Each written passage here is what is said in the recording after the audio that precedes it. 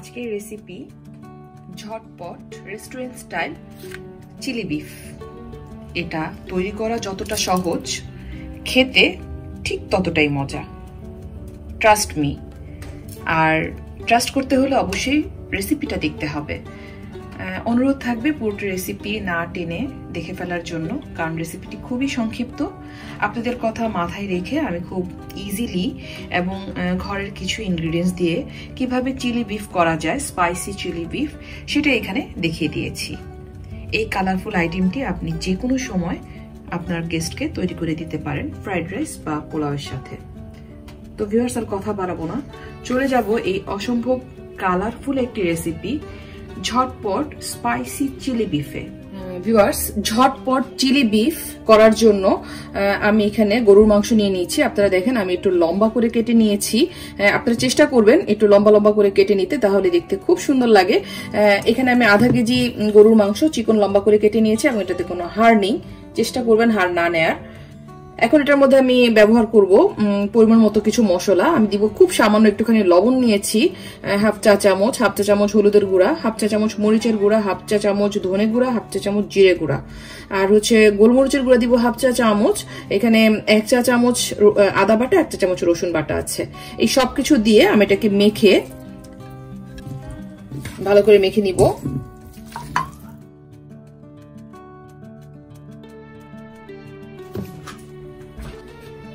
এবং খুব সামান্য একটু পানি, এটা সেদ্ধ হতে খুব বেশি সময় লাগবে না, খুব সামান্য একটুখানি পানি দিয়ে, পরিমাণ মতো পানি দিয়ে আমি এটাকে সেদ্ধ বসিয়ে দিব। এটা যেন ভালো করে সেদ্ধ হয়ে যায়, সেভাবে আমি এটাকে বসিয়ে দিব।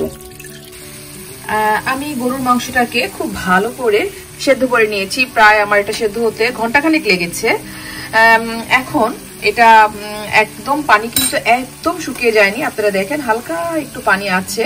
এই অবস্থাতেই আমি চুলাটা বন্ধ করে দিয়েছি এবং এখানে আমি অ্যাড করব জাস্ট একটুখানি 1 চা চামচের মতো গরম মশলা গুঁড়ো।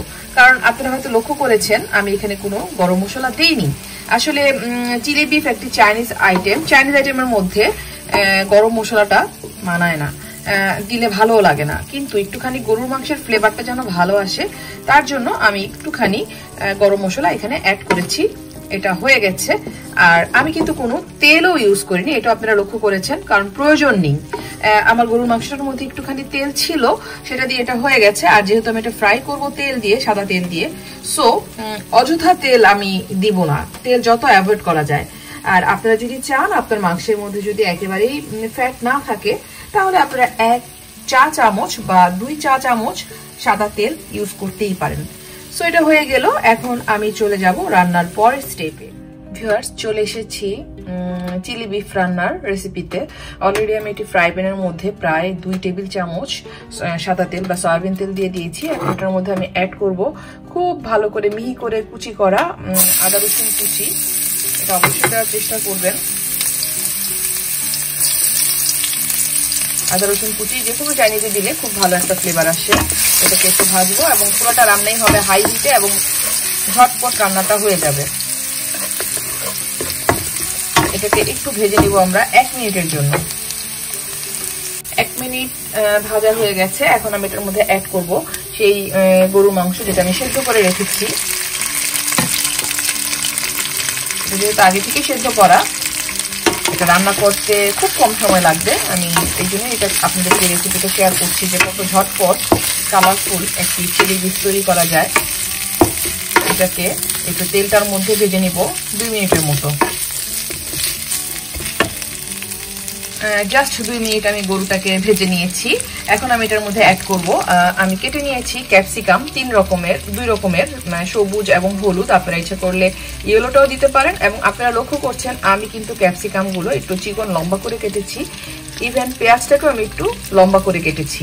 আসলে গরুটা যদি আমরা লম্বা করে কাটি তাহলে অবশ্যই চেষ্টা করবেন ক্যাপসিকাম পেঁয়াজ একই রকম ভাবে কেটে দিতে, দেখতে অনেক সুন্দর লাগবে। আপনারা যদি গরুর মাংসটাকে একটু স্কোয়ার করে অর্থাৎ 4 কোণ করে কাটেন, তাহলে আপনারা পেঁয়াজ এবং ক্যাপসিকাম গুলোকেও একটু 4 কোণ করে কাটার চেষ্টা করবেন। এখন এটাকে আসলে আমি চাই না ক্যাপসিকামের কালারটা নষ্ট হয়ে যাক, এটার জন্য এটাকে কুক করতে হবে জাস্ট হাই হিটে 1 মিনিট, খুব বেশি না। এটাকে 1 মিনিট আমি এটাকে আর একটু ভেজে নিব।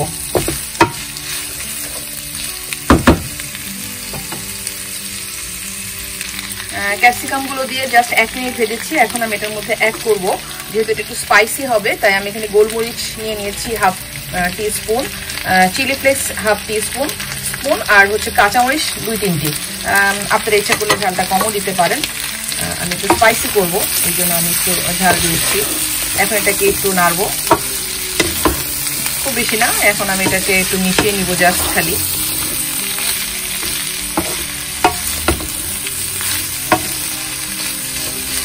যখন এটা মিশে যাবে তখন আমি এটার মধ্যে অ্যাড করব, আমি কর্নফ্লাওয়ার গুলিয়ে রেখেছি 2 চা চামচ কর্নফ্লাওয়ার আমি ঠান্ডা পানিতে গুলিয়ে রেখেছি, সেটা আমি এখানে এই যে দিয়ে দিব।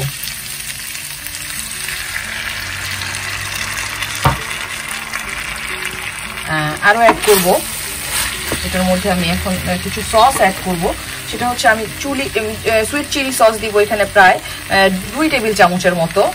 এটা একটু সুইট অ্যান্ড সাওয়ারও হবে, তাই একটু সস ইউজ করতে হবে এটাতে, তাহলে ভালো লাগবে। চাইনিজ যে কোনো আইটেমের মধ্যে সস ইউজ করে, আমিও ইউজ করছি। আমি দিব এখানে দিচ্ছি আমি সয়া সস 1 টেবিল চামচ, আর দিব ওয়েস্টার সস 1 টেবিল চামচ। এগুলো অবশ্যই অ্যাড করার চেষ্টা করবেন, তাহলে একদম চাইনিজের ফ্লেভারটা আসবে। এখন এটাকে আমি খুব ভালো করে মিশিয়ে নিব আরও 2 মিনিটের মতো, খুব ভালো করে মিশিয়ে নিব। এর মধ্যে আমি একটু লবণটাও চেক করেছি, আমার একটু লবণ লাগবে, আমি একটু লবণ দিয়েছি।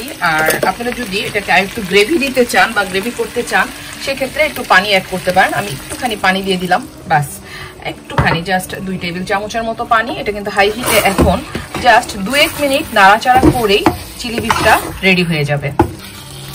এটাকে ঢাকা দিতে যাবেন না, এভাবে ওপেনই রান্না করতে হবে। আর 2 মিনিট নেড়ে নিয়েছি, আমার চিলি বিফ একদম রেডি। ঝটপট চিলি বিফ আমি প্রায় 6-7 মিনিটের মধ্যে আপনাদেরকে এটা রান্না করে দেখিয়ে দিলাম। আমি যেহেতু চিলি ফ্লেক্স দিয়েছি, তাই কোনো শুকনা মরিচ দিইনি। আপনারা যদি চিলি ফ্লেক্স না দিতে চান, সেক্ষেত্রে আপনারা যখন আদা রসুন কুচি দিয়েছি তখন একটু শুকনা মরিচ কুচি করে দিতে পারেন বা ফালি করে দিতে পারেন। সো এটা রেডি হয়ে গেল, এখন এটা সার্ভ করার পালা। আজকের প্রচেষ্টা ছিল আমার খুব সহজ একটি চিলি বিফ দেখাবার। আমি কতটুকু সফল হয়েছি আমি জানি না। আশা করব আপনাদের এই রেসিপিটা, ঝটপট রেসিপিটা আপনাদের খুবই ভালো লাগবে। সবচেয়ে বড় কথা হচ্ছে এটাতে খুব কম সময় লাগে। আপনি যদি বিফটাকে আগে থেকে প্রসেস করে রাখেন, তাহলে এরকম একটি চিলি বিফ তৈরি করা আপনার জন্য কোনো ব্যাপার না। আপনার ইচ্ছা করলে এটাকে মাটন দিয়ে করতে পারেন অথবা চিকেন দিয়েও করতে পারেন। এই সহজ চিলি বিফটি তৈরি করতে আমার সর্বোচ্চ 10 মিনিট লেগেছে, মাংসটা সেদ্ধ করা ছাড়া। সো আগে থেকে মাংসটা সেদ্ধ করে রাখলে কাজটা আরও অনেক বেশি সহজ হয়ে যাবে। আর এটা খেতে অসম্ভব মজা। চাইনিজ ফ্রাইড রাইস দিয়ে অথবা পোলাও দিয়েও এটা খাওয়া যায়, এবং এটা খুবই প্রেজেন্টেবল এবং কালারফুল একটি আইটেম। থ্যাংক ইউ ভিউয়ার্স, ধৈর্য ধরে আমার এই সুন্দর সহজ এবং ঝটপট রেসিপিটি দেখার জন্য। পরবর্তী আরেকটি রেসিপি নিয়ে হাজির হব উর্মিজ ইজি রেসিপিতে। আর আমার রেসিপিটি ভালো লাগলে আমার রেসিপিটিকে লাইক, কমেন্ট, শেয়ার করে এবং সাবস্ক্রাইব করে আমার পাশে থাকার জন্য অনুরোধ রইল। আজকের মতো এখানেই বিদায়। আল্লাহ হাফেজ।